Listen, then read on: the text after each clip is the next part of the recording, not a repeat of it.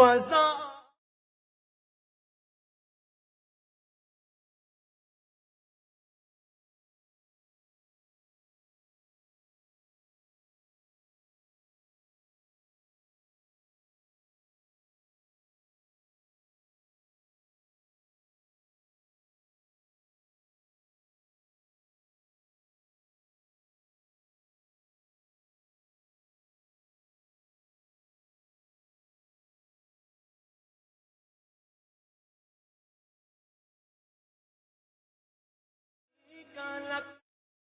الحمد للہ رب العالمین الصلاة والسلام علی سید الانبیاء والمرسلین اما بعد فاعوذ باللہ من الشیطان الرجیم بسم اللہ الرحمن الرحیم لبیک اللہم لبیک لبیک لا شریک لک لبیک ان الحمد والنعمت لک والملک لا شریک لک۔ الحمدللہ ایک مرتبہ پھر حج سے متعلقہ مسائل کے بیان کے ساتھ آپ کی خدمت میں حاضری کا شرف حاصل ہے، اور آج کے اس پروگرام میں انشاءاللہ ہم حج کے ارکان کس انداز سے ادا کرنے ہیں اس پر کلام کریں گے۔ اولاً حج کی ادائیگی کے سلسلے میں جو حج کے ارکان کا خلاصہ ہے وہ ذہن نشین رکھ لیں، تاکہ اسے ذہن میں رکھنے کے بعد جتنے ارکان ضروری ادا کرنے ہیں ان کا سمجھنا اور ان کی تفصیل آسان ہو جائے۔ سب سے پہلے یہ یاد رکھیں کہ جب آپ مکہ مکرمہ پہنچے اور وہاں پہنچنے کے بعد اپنے عمرہ ادا کیا، اب عمرے کی ادائیگی کے بعد اگر آپ حج تمتع کر رہے ہیں تو عام گھر کے کپڑوں میں ہی، گھر کے لباس میں ہی وہاں پہ آپ ایام بسر کریں اور 8 ذوالحجہ کا انتظار کریں۔ جیسے ہی 8 ذوالحجہ کا دن آئے تو اس دن نماز فجر آپ نے مسجد حرام میں ادا کرنی ہے، یہ سنت کریمہ ہے، اور وہیں پر احرام باندھ کر احرام کی نیت کرنے کے بعد مینا کی جانب آپ روانہ ہو جائیں۔ مینا میں ظہر کی نماز سے پہلے آپ نے پہنچنا ہے، اور وہاں پہنچنے کے بعد نماز ظہر، عصر، مغرب، عشاء اور اگلے دن کی فجر آپ نے وہیں ادا کرنی ہے۔ تو تقریباً 5 نمازیں ہوتی ہیں کہ جن کی ادائیگی اگر مینا میں کی جائے تو سنت کریمہ ہے۔ پھر آپ اگلے دن یعنی 9 ذوالحجہ کی نماز فجر مینا میں ادا کرنے کے بعد اب عرفات کی جانب روانہ ہو جائیں۔ عرفات پہنچ کر آپ نے ظہر کی نماز ادا کرنی ہے، عصر کی نماز ادا کرنی ہے، اور وقت مغرب تک آپ نے وہیں پر ٹھہرنا ہے۔ اگر کوئی شخص مغرب سے پہلے ہی وہاں سے رخصت ہو جائے تو اس پر دم لازم ہوتا ہے، اور اگر کوئی مغرب کے بعد وہاں پر پہنچے تب بھی اس کا وقوف تو درست ہو جاتا ہے، لیکن اس پر بہرحال دم لازم ہوتا ہے۔ چنانچہ آپ میدان عرفات میں پہنچ کے ظہر و عصر کی نماز وہاں ادا کریں، مغرب کے وقت تک آپ نے وہیں پر ٹھہرنا ہے، انتظار کرنا ہے۔ جیسے ہی مغرب کا وقت ہو، غروب آفتاب ہو جائے، نماز مغرب آپ نے یہاں پر ادا نہیں کرنی، بلکہ نماز مغرب آپ نے مزدلفہ میں جا کر عشاء کے وقت میں عشاء کی نماز کے ساتھ ہی ادا کرنی ہے۔ چنانچہ مغرب کے وقت اب آپ یہاں سے رخصت ہوں اور مزدلفہ کی جانب روانہ ہو جائیں۔ مزدلفہ میں پہنچنے کے بعد آج 10ویں ذوالحجہ کی شب ہے، وہاں پہ پہنچنے کے بعد آپ نے عشاء کے وقت میں مغرب و عشاء کو جمع کر کے ادا کرنا ہے۔ وہ کیسے ادا کرنی ہے اس کا طریقہ انشاءاللہ ہم آگے چل کے ذکر کرتے ہیں۔ پھر اس کے بعد آپ فجر تک وہیں پر اپنی رات گزاریں، اس رات میں عبادتیں وغیرہ کریں، یہ سنت کریمہ ہے۔ اور نماز فجر کا آغاز ہوتے ہی، وقت فجر کا آغاز ہوتے ہی طلوع آفتاب تک اس وقت کے درمیان مزدلفہ میں قیام کرنا یہ واجب ہے۔ چنانچہ اگر کوئی وقت فجر سے پہلے ہی بلا عذر وہاں سے روانہ ہو جائے تو اس پر بھی دم لازم ہوتا ہے۔ اس کے بعد جب آپ فجر کا جیسے ہی وقت کا آغاز ہو، اول وقت میں آپ فجر ادا کریں، اس سے آپ کا وجوب بھی ادا ہو جائے گا۔ اول وقت میں فجر ادا کرتے ہی مینا کی جانب روانہ ہوں۔ آج 10ویں ذوالحجہ کی صبح ہے، اور مینا کے میدان میں پہنچتے ہی آپ نے سب سے پہلا جو کام کرنا ہے وہ بڑے شیطان کو کنکریاں مارنا ہے۔ آپ بڑے شیطان کو جا کے کنکریاں ماریں۔ ان کنکریوں کے مارنے کے بعد اب آپ کا وقت آتا ہے کہ آپ قربانی کریں۔ قربانی کی ادائیگی کے بعد پھر حلق یا قصر وغیرہ کروایا جاتا ہے، اور بہتر ہے کہ 10 ذوالحجہ کو ہی طواف الزیارہ بھی کر لیا جائے۔ اگر آپ طواف الزیارہ آج نہیں کرتے یعنی 10 ذوالحجہ میں، تو پھر 11، 12 تب تک آپ ادا کر سکتے ہیں، لیکن ضروری ہے کہ 12ویں کی مغرب کے وقت سے پہلے ہی ادا کر لیں۔ اگر کوئی شخص بلا وجہ 12ویں کی مغرب کے بعد طواف الزیارہ کرتا ہے تو اس پر دم لازم ہو جائے گا۔ پھر اس کے بعد جب آپ طواف زیارہ کر چکے تو دوبارہ میدان منا میں آ جائیں۔ منا میں پہنچنے کے بعد اب آپ نے وہاں پر رات گزارنی ہے، سنت کریمہ ہے، تو آپ 11ویں شب بھی وہیں پر گزاریں۔ 11ویں ذوالحجہ کی صبح کو زوال کے بعد، وقت زوال کے بعد اب آپ نے تینوں شیطانوں کو کنکریاں مارنی ہیں، پہلے چھوٹے کو، پھر درمیانے کو اور پھر بڑے والے کو۔ پھر اسی طریقے سے 11ویں کا مکمل دن منا میں گزاریں۔ پھر 12ویں کی شب یعنی 12 ذوالحجہ کی شب بھی آپ وہیں پر ہی گزاریں منا کے میدان میں، اور پھر اس کے بعد دوسرے دن یعنی 12 ذوالحجہ کی صبح، اس میں بھی زوال کے بعد آپ نے تینوں شیطانوں کو کنکریاں مارنی ہیں۔ ان تینوں کو کنکریاں مارنے کے بعد اب آپ اپنے ہوٹل میں جا سکتے ہیں، لیکن یہ یاد رکھیں کہ اگر آپ مغرب تک وہیں پر ٹھہرے رہے اور سورج غروب ہو گیا تو اب آپ کو 13ویں شب بھی وہیں پر گزارنا ضروری ہے، اور پھر 13ویں شب کو زوال کے بعد آپ تینوں شیطانوں کو کنکریاں مار کر وہاں سے جا سکتے ہیں، اس سے پہلے نہیں جا سکتے۔ تو یہ پورے حج کے ارکان کا خلاصہ ہے، اگر آپ اسے ذہن نشین رکھ لیں گے تو انشاءاللہ مفید رہے گا۔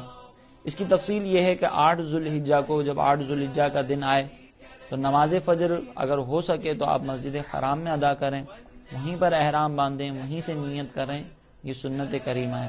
لیکن اگر مثال کے طور پر پاسبلٹی نہ ہو، جیسے بہت سارے افراد ایسے ہوتے ہیں کہ جن کو مکہ مکرمہ میں مسجد حرام کے قریب جگہ میسر نہیں ہوتی، ان کو وہاں پہ رہائش نہیں ملتی، بلکہ دور عزیزیہ کے مقام پر انہیں رہائش ملتی ہے، تو وہاں سے بعض اوقات قافلے سے علیحدہ ہو کر جانا پاسبل نہیں ہوتا۔ تو اگر ایسی کوئی پرابلم ہے تو آپ اپنی ہوٹل سے بھی احرام باندھ سکتے ہیں۔ اور یہ بھی ایک مسئلہ ہے کہ ہمارے یہاں سے جو قافلے جاتے ہیں تو وہاں پہ معلمین رش کی وجہ سے عموماً فجر تک ہمیں انتظار نہیں کرنے دیتے کہ ہم 8ویں ذوالحجہ کی فجر کی نماز ادا کر کے مینا میں پہنچیں، بلکہ رات کو ہی عشاء کی نماز ادا کرنے کے بعد وہاں پر پہنچا دیا جاتا ہے، اور بعض اوقات تو ایسا ہوتا ہے کہ وہیں پر عشاء کی نماز بھی پھر ادا کی جاتی ہے، اور 8ویں ذوالحجہ جو کہ ہم نے مینا میں نہیں گزارنی تھی وہ مینا میں گزارنی پڑتی ہے۔ تو اس طریقے سے اگر آپ کے ساتھ کوئی پرابلم ہو، رش وغیرہ کی وجہ سے عموماً اس طرح کا قدم اٹھایا جاتا ہے اور اقدام کیا جاتا ہے، تو پھر آپ 8 ذوالحجہ کو ہی مینا میں پہنچ جائیں اور وہاں پہ 8ویں شب گزار لیں۔ پھر فجر کی نماز آپ وہاں پہ ادا کریں گے، اور پھر ظہر، عصر، مغرب، عشاء، اور اگلے دن کی ویسے فجر ادا کی جاتی ہے، لیکن اس میں بھی پرابلم یہ ہے کہ رات کو عشاء کی نماز کے بعد ہی عرفات کی جانب روانہ کر دیا جاتا ہے۔ تو یہ ہمارے یہاں پر عموماً رش کی وجہ سے خلاف سنت طریقہ کار پر عمل کروایا جاتا ہے۔ اگر آپ کے ساتھ اس طرح کا کوئی پرابلم ہوتا ہے تو کوئی مسئلہ نہیں ہے، آپ اس طرح روانہ ہو سکتے ہیں۔ جب آپ وہاں پر اپنی ہوٹل وغیرہ میں احرام باندھ لیں، اور احرام باندھنے کے بعد جب آپ منا کی جانب روانہ ہو رہے ہیں تو آپ سے ذکر کیا گیا تھا کہ اس میں حالت احرام میں آنے کے لیے نیت ضروری ہے، اور نیت کے ساتھ ساتھ تلبیہ پڑھنا یہ بھی واجب ہے، اور نیت وہی دل کے ارادے کو کہا جاتا ہے، لیکن اگر آپ حج کی نیت الفاظ میں کرنا چاہیں تو اس طریقے سے آپ ادا کر سکتے ہیں: اللہم انی ارید الحج فیسرہ لی وتقبلہ منی اعنی علیہ وبارک لی فیہ نویت الحج احرمت بہ للہ تعالی۔ اس طریقے سے نیت کرنے کے بعد 1 مرتبہ تلبیہ پڑھنا یہ واجب ہے، اور 3 مرتبہ سنت ہے۔ اور یہاں پہ بھی یہی حکم ہے کہ اگر آپ نے نیت کی لیکن تلبیہ نہ پڑھا، یا تلبیہ پڑھ لیا لیکن نیت نہیں تھی آپ کے دل میں، تو آپ حالت احرام میں ابھی نہیں آئے۔ چنانچہ اس طریقے سے اگر آپ نیت کریں گے اور نیت کے بعد تلبیہ پڑھ لیں گے تو اب آپ حالت احرام میں آ چکے ہیں۔ پھر ظہر سے قبل آپ نے منا پہنچنا ہے، اور اگر آپ معلمین کے ساتھ جا رہے ہیں تو وہ رات میں آپ کو وہاں پہنچا دیتے ہیں۔ جب آپ منا میں پہنچیں تو آپ وہاں پر کوشش کریں کہ وہاں پہنچنے سے پہلے آپ اپنے پاس کچھ ایسا چھوٹا سا بیگ رکھ لیں کہ جس میں کچھ نمکو ہو، کچھ چپس بسکٹس وغیرہ ہوں، یا ہلکی پھلکی کچھ غذائیں ہوں، وہ آپ اگر اپنے ساتھ رکھنا چاہیں تو رکھ سکتے ہیں۔ اسی طریقے سے کوئی چادر ہو یا 1 آدھ احرام کا مزید سیٹ آپ کے پاس موجود ہو تو وہاں پہ یہ معاون ثابت ہو سکتا ہے۔ ویسے تو کھانا معلمین کی طرف سے ہی فراہم کیا جاتا ہے، لیکن بعض اوقات وہاں پہ کچھ مسائل ایسے سامنے آتے ہیں کہ جس کی بنیاد پر تھوڑی سی آزمائش کا سامنا ہو سکتا ہے، اور اگر ہمارے پاس یہ چیزیں موجود نہ ہوں تو وہاں پہ پرابلم کریٹ ہو سکتی ہے۔ بہرحال آپ کوشش کریں کہ آپ اپنے ساتھ یہ تھوڑا بہت سامان لے کر جائیں، لیکن بیگ بہت زیادہ ہیوی نہیں ہونا چاہیے۔ اگر آپ بہت زیادہ ہیوی بیگ لے کر جائیں گے تو وہاں پہ پھر آپ کے لیے بیگ کو سنبھالنے میں پرابلم ہوگی. پھر جب آپ مینا پہنچ جائیں تو مینا پہنچنے کے بعد کوشش کریں کہ وہاں پر آپ کا ایک لمحہ بھی فضول گفتگو میں برباد نہ ہو، کیونکہ ہوتا وہاں پہ ایسے ہی کہ بعض اوقات جب وہاں پہ لوگ پہنچتے ہیں تو اب ان کے پاس کرنے کے لیے کچھ نہیں ہوتا، تو آپس میں گیدرنگ بنا کر ایک دوسرے سے گفتگو شروع کر دی جاتی ہے، سوتے رہتے ہیں خیموں میں اور باتیں کرتے رہتے ہیں، ہنسی مذاق کرتے رہتے ہیں، یہاں وہاں کی گفتگو میں اپنا وقت برباد کرتے ہیں. آپ کوشش کریں کہ وہاں پر آپ کا ایک لمحہ بھی ضائع نہیں ہونا چاہیے. آپ وہاں پہ مختلف اوراد و وظائف میں مشغول رہیں، اللہ رب العزت کی عبادت میں مشغول رہیں، مکروہ وقت نہ ہو تو نوافل کی ادائیگی کرتے رہیں. اگر وہاں پہ آپ کے ساتھ کسی قافلے میں عالم موجود ہیں، عالم دین سے مسائل وغیرہ سیکھتے رہیں، اور جتنی عبادت آپ وہاں پر اختیار کر سکتے ہیں اختیار کریں، کیونکہ یہ وہ لمحہ ہے کہ جس لمحے میں ہمارے لیے یقیناً بے شمار فضائل ہوں گے، اور اگر ہم نے اس میں کسی قسم کی کوتاہی کی، کوئی کمی کی، تو ہو سکتا ہے کہ دنیا میں شاید ہمیں اس کوتاہی کرنے پر افسوس نہ ہو، لیکن میدان معاشر میں جب ہم اس ثواب کو حاصل کرنے کا موقع ملنے کے باوجود یہاں کے ثواب سے محروم رہیں گے تو وہاں پر پھر ہمیں بہت پچھتاوا ہوگا، بہت حسرت ہوگی. لہذا کوشش کریں کہ اس مقام پر وقت بالکل بھی برباد نہ کریں. پھر اس کے بعد جب آپ مینا کا پورا دن گزار چکے، اب آپ نے عرفات کی جانب روانہ ہونا، یعنی آپ نے 9 ذی الحجہ کی فجر مینا کے میدان میں پڑھی اور اب آپ عرفات کی جانب روانہ ہوں گے. اور پہلے یہ ذکر کیا گیا کہ بعض اوقات ایسا ہوتا ہے کہ 9 ذی الحجہ کی شب کو ہی فجر سے پہلے ہی عرفات کی جانب روانہ کر دیا جاتا ہے، اور 9 ذی الحجہ بعض اوقات عرفات کے میدان میں گزاری جاتی ہے. تو یہ خلاف سنت ہے بہرحال، لیکن اگر مجبوری کی وجہ سے، چونکہ وہاں پہ رش بہت زیادہ ہوتا ہے، بعض اوقات تو لوگوں کا وقوف ہی رش کی وجہ سے نہیں ہو پاتا، تو معلمین اس خوف کے پیش نظر پہلے ہی مینا سے روانہ کر دیتے ہیں، تو اس طرح سنت بہرحال ادا نہیں ہوتی، جس کی وجہ سے اگر بلا وجہ ہو، کوئی ایسی پرابلم نہیں ہے تو ثواب میں کمی ہوگی. لیکن اگر کوئی مجبوری ہے تو اللہ تعالیٰ کی رحمت سے امید ہے کہ انشاءاللہ اس سے درگزر فرمائے گا. اب جب آپ عرفات کے میدان میں پہنچ چکے تو وہاں پہ ظہر کی نماز آپ نے ادا کرنی ہے، پھر اس کے بعد عصر. یہ مسئلہ ہو سکتا ہے کہ آپ کو کوئی بیان کرے کہ وہاں پر بھی ظہر اور عصر آپ نے ساتھ ادا کرنی ہے، تو یہ ذہن نشین رکھیں کہ فقہ حنفی کے نزدیک نماز ظہر میدان عرفات میں ظہر کے وقت میں ہی ادا کی جائے گی، اور عصر کی نماز عصر کے وقت میں ہی ادا کی جائے گی. تو اب اگر یہ جو شرط ہے کہ ظہر اور عصر ساتھ پڑھی جائے، یہ اس وقت ہے کہ جب حاکم اسلام موجود ہو.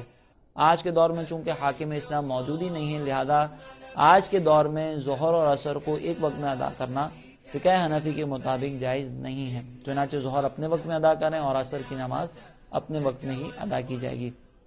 یہاں پہ یہ بھی مسئلہ ذہن نشین رکھیں کہ بعض اوقات عرفات کے میدان میں خیمے بہت دور ملتے ہیں، یعنی بہت مسجد نمرہ ہے اور اس کے مقابلے میں بہت وسیع میدان ہے، تو وہاں پر پھر خیمے بعض اوقات دیے جاتے ہیں. تو اس میں پھر یہ پرابلم ہو سکتی ہے کہ آپ اس تشویش میں مبتلا ہو جائیں کہ ہم تو مسجد نمرہ کی جانب اگر جائیں گے خطبہ وغیرہ سننے کے لیے تو قافلے سے بچھڑ سکتے ہیں، راستہ بھول جائیں گے اور وہاں تک آواز بھی نہیں پہنچ پاتی. تو یہ ذہن نشین رکھیں کہ حج کی درست ادائیگی کے لیے خطبے کا سننا یہ ضروری نہیں ہے. چنانچہ اگر آپ بآسانی وہاں پہ جا کر سن سکتے ہو تو سن لیں، لیکن بہرحال اس کی درست ادائیگی کے لیے خطبہ سننا یہ ضروری نہیں ہے. چنانچہ اگر اس طرح کا کوئی اندیشہ ہے قافلے سے بچھڑنے کا تو آپ اپنے خیمے میں ہی موجود رہیں، وہاں پہ ذکر و اذکار کرتے رہیں، دعائیں کرتے رہیں، قرآن پاک کی تلاوت کریں، عالم دین موجود ہوں تو ان سے مسائل سمجھیں، مسائل سیکھیں، علم دین حاصل کریں. اس طرح آپ اپنا وقت گزاریں. پھر عصر کی نماز سے مغرب کی نماز کے وقت، یہ وہ وقت ہے کہ جس میں خوب گڑ گڑا کر دعائیں مانگنی چاہیے، اللہ رب العزت کی بارگاہ میں اپنے گناہوں کی مغفرت طلب کرنی چاہیے، التجائیں کرنی چاہیے، اللہ تبارک و تعالیٰ سے دنیا اور آخرت کی بہتری اور بھلائی کو طلب کرنا چاہیے، بہت بہتر ہے. اور اگر ہو سکے تو آپ اجتماعی طور پر اگر دعا کرنا چاہیں اجتماعی طور پر کریں کہ کوئی عالم دین موجود ہوں، وہ دعا وغیرہ کروائیں اور آپ اللہ رب العزت کی بارگاہ میں روتے ہوئے یہاں پر دعا کریں، کیونکہ یہ وہ مقام ہے کہ جہاں پہنچنے کے بعد تمام حقوق اللہ کی ادائیگی کے سلسلے میں جو کوتاہی کی گئی تھی اور اس کے نتیجے میں جو گناہ ملا تھا وہ تمام گناہ معاف ہو جاتے ہیں. یعنی ہم نے جو ادائیگی کے سلسلے میں کوتاہی کی ہے اس کوتاہی کے نتیجے میں جو گناہ ہمیں ہمارے نامہ عمل میں لکھا گیا اللہ تبارک و تعالیٰ اسے معاف فرما دیتا ہے. لیکن یہ یاد رکھیں کہ اس گناہ کی معافی کا مطلب یہ نہیں ہے کہ اب ہم پر ان کی ادائیگی لازم نہیں. یعنی جو سابقہ زندگی میں اگر نمازیں ہم سے قضا ہوئی ہیں تو ان نمازوں کی ادائیگی کرنا، قضا پڑھنا یہ ضروری ہے اور اب ہم نے اسے ادا کرنا ہی ہوگا. پھر میدان عرفات میں دعا کرتے ہوئے نماز مغرب کا جیسے ہی وقت ہو، غروب آفتاب ہو، اب آپ نے مزدلفہ کی جانب روانہ ہونا ہے. مزدلفہ پہنچ کر وہاں پر آپ نے مغرب و عشاء کے وقت میں ادا کرنی ہے، کیونکہ آپ میدان عرفات میں وہاں پہ منع ہوتا ہے تو اب آپ نے وہاں پر ادا کرنی ہے. بظاہر یہ ایسا لگ رہا ہے کہ ہم وہاں پر اپنی مغرب کی نماز کو قضا کر رہے ہیں، لیکن حاجیوں کے لیے اس دن مغرب کی نماز کا وقت عشاء کے وقت کے ساتھ ہی شروع ہوتا ہے، آپ یوں سمجھ لیں. اور یہ سنت کریمہ بھی ہے، نبی کریم علیہ الصلوۃ والسلام سے ثابت ہے. تو گویا کہ اب مغرب کی نماز کا وقت وہی ہے جو عشاء کی نماز کا وقت ہے، تو یہ قضا نہیں ہے، وہ ادا ہی ہے. لہذا آپ وہاں پر نماز ادا کریں. اور اس کا طریقہ کار یہ ہے کہ اولاً اگر آپ اذان دینا چاہیں تو اذان دیں، پھر اقامت ہوگی، اقامت کے بعد مغرب کے 3 فرائض ادا کیے جائیں گے، پھر اس کے بعد عشاء کی نماز کے لیے اقامت ہوگی، پھر عشاء کے 4 فرائض ادا کیے جائیں گے، پھر مغرب کی سنتیں اور نوافل، اور پھر اس کے بعد عشاء کی سنتیں اور نوافل ادا کی جائیں گی. یوں آپ نے وہاں پہ نماز مغرب و عشاء ادا کرنے کے بعد اب آپ نے یہ رات بسر کرنی ہے، پوری رات یہاں پہ مزدلفہ کے میدان میں گزارنی ہے. اور جیسے ذکر کیا گیا تھا کہ اس مقام پر چونکہ خیمے وغیرہ موجود نہیں ہوتے تو آپ اگر اپنے ساتھ پورٹیبل ٹینٹ لے کر آئے ہوں گے، پورٹیبل کیمپس لے کر آئے ہوں گے تو وہاں پر پردے کے لیے انتظام ہو سکتا ہے. پھر اس مقام پر آپ نے 2 کام کرنے ہیں جو مین ہیں. وہ تو یہ کہ پہلے آپ جب وہاں پر پہنچیں اور ہو سکے تو کچھ دیر، تھوڑی دیر آپ آرام کر لیں. اگر وقت موجود ہے، بہت طویل وقت اگر آپ کے پاس ہے تو پھر آپ تھوڑی دیر آرام کر لیں. اور یہ آرام اتنا طویل نہ ہو کہ جب رات مکمل گزر جائے پھر ہی آپ کی آنکھ کھلے. کچھ دیر آپ آدھے گھنٹے، پونے گھنٹے کے لیے وہاں پہ نیند کر لیں. پھر اس کے بعد آپ نے وہاں پر کنکریاں تلاش کرنی ہیں. اور یہ کنکریاں جو آگے چل کر آپ نے رمی کے سلسلے میں آپ کو کام آئیں گی، تو آپ نے وہاں پہ کنکریاں جمع کرنی ہیں. پہلے دن آپ نے 7 کنکریاں مارنی ہیں، دوسرے دن تینوں شیطانوں کو 7 کنکریاں مارنی ہیں، تو دوسرے دن کی 21 کنکریاں ہوں گی، تقریباً 28 کنکریاں یہ. اور پھر اس کے بعد مزید جو 12 ذوالحجہ کو رمی جمرات کی جاتی ہے اس کے لیے مزید 21 کنکریاں آپ کو چاہیے ہوں گی. تو آپ اس طرح یہ حساب لگا کر کنکریاں تلاش کریں اور کوشش کریں کہ کنکریاں کچھ زیادہ ہی آپ کے پاس موجود ہوں. یعنی اگر آپ نے پہلے دن 7 مارنی ہے تو اس کے حساب سے آپ 8-10 کنکریاں اپنے پاس رکھیں تاکہ خدا نہ خواستہ کوئی کنکری اگر ضائع ہو جائے تو پھر پرابلم نہ ہو. ان کنکریوں کو تلاش کرنے کے بعد آپ اپنے ساتھ ایک منرل واٹر کی خالی بوتل رکھیں، اس میں یہ کنکریاں ڈال دیں اور انہیں دھو لیں اچھے انداز سے. دھونے کے بعد آپ کو ان کو استعمال کیجئے گا تاکہ اگر وہ ناپاک ہوں تو وہاں پہ ناپاک کنکریاں مارنا چونکہ مکروہ ہوتا ہے تو آپ اس کو اچھے انداز سے دھو لیں. یہ بہتر عمل ہے. اگر آپ نہیں دھوئیں گے تو بہرحال جب تک اس پر ناپاکی بظاہر موجود نہیں ہے آپ اسے مار سکتے ہیں، لیکن دھو لیں گے تو یہ بہتر عمل ہے. اس کے بعد آپ نے یہ رات دعاؤں میں گزارنی ہے، اللہ رب العزت سے التجاؤں میں گزارنی ہے. یہ وہ مقام ہے کہ جب نبی کریم علیہ الصلوۃ والسلام اس مقام پر پہنچے آپ نے اللہ رب العزت کی بارگاہ میں دعا فرمائی. جب آپ عرفات کے میدان میں پہنچے تو آپ نے دعا فرمائی کہ اے رب کریم میری امت کے گناہوں کو بخش دے. تو میدان عرفات میں اللہ رب العزت نے نبی کریم علیہ الصلوۃ والسلام کو بشارت عطا فرمائی کہ اے حبیب میں نے اپنے تمام حقوق کو معاف کر دیا لیکن ظالم کو میں نہیں بخشوں گا. یعنی جس نے حقوق العباد میں کوئی حق تلفی کی ہوگی تو اس کو پھر میں نہیں بخشوں گا. لیکن جب میدان مزدلفہ میں پہنچے تو وہاں پر پہنچنے کے بعد سرکار دو عالم علیہ الصلوۃ والسلام مسکرا دیے. تو صدیق اکبر رضی اللہ تعالیٰ عنہ اور حضرت عمر رضی اللہ تعالیٰ عنہ نے دریافت فرمایا کہ یا رسول اللہ آپ کس وجہ سے مسکرائے؟ تو آپ نے فرمایا کہ میں نے اللہ رب العزت کی بارگاہ میں التجا کی کہ اے رب کریم تو ظالم کو بھی بخش دے. تو میرے رب نے فرمایا کہ اے حبیب اس مقام پر میں نے حقوق العباد کو بھی معاف کر دیا. جب اللہ تعالیٰ کی طرف سے یہ بشارت آئی تو شیطان افسردہ ہو گیا اور میں اس کی افسردگی کو دیکھ کر مسکرا دیا. تو اس سے معلوم ہوتا ہے کہ اگر کوئی شخص مزدلفہ کے مقام پر پہنچ جاتا ہے تو حقوق العباد میں جو کسی قسم کی کوتاہی ہوتی ہے اس میں جو گناہ سرزد ہوتے ہیں اللہ تبارک و تعالیٰ انہیں بھی معاف فرما دیتا ہے. لیکن یہاں پہ بھی وہی مطلب ہے کہ اگر کسی کا مال مثال کے طور پر دبایا تھا تو اسے مال کی ادائیگی کرنی ہوگی. اگر کسی اور ناجائز ذریعے سے کسی کا مال لیا تھا تو وہ مال اسے بہرحال لوٹانا پڑے گا. اور ایسے ہی آپ وہاں پہ پہنچنے کے بعد جب آپ اپنے وطن پہنچے اور کسی کی حق تلفی کی ہے تو یہ تو ذکر کیا گیا تھا کہ آنے سے پہلے ہی معافی طلب کر لیں، لیکن اگر نہیں کی معافی طلب تو پہنچنے کے بعد پھر آپ معافی طلب کر لیں تو یہ بہت بہتر ہے. ویسے بہرحال حقوق العباد کے سلسلے میں بھی جو کوتاہی کی جاتی ہے اللہ رب العزت اسے بھی اس مقام پر معاف فرما دیتا ہے. اس کے بعد آپ نے مزدلفہ میں فجر کی نماز ادا کرنی ہے اور فجر کی نماز اول وقت میں ہی ادا کر کے اب آپ نے مینا روانہ ہونا ہے. وہاں پر پہنچنے کے بعد آپ نے کیا کیا امور اختیار کرنے ہیں اور کس انداز سے آپ نے مزدلفہ سے روانہ ہونا ہے، مزدلفہ میں قیام کس انداز سے کرنا ہے، انشاءاللہ اس کی تفصیل ہم اگلے پروگرام میں ذکر کریں گے. تب تک کے لیے ہمیں اجازت عطا فرمائیں. وما علینا الا البلاغ المبین.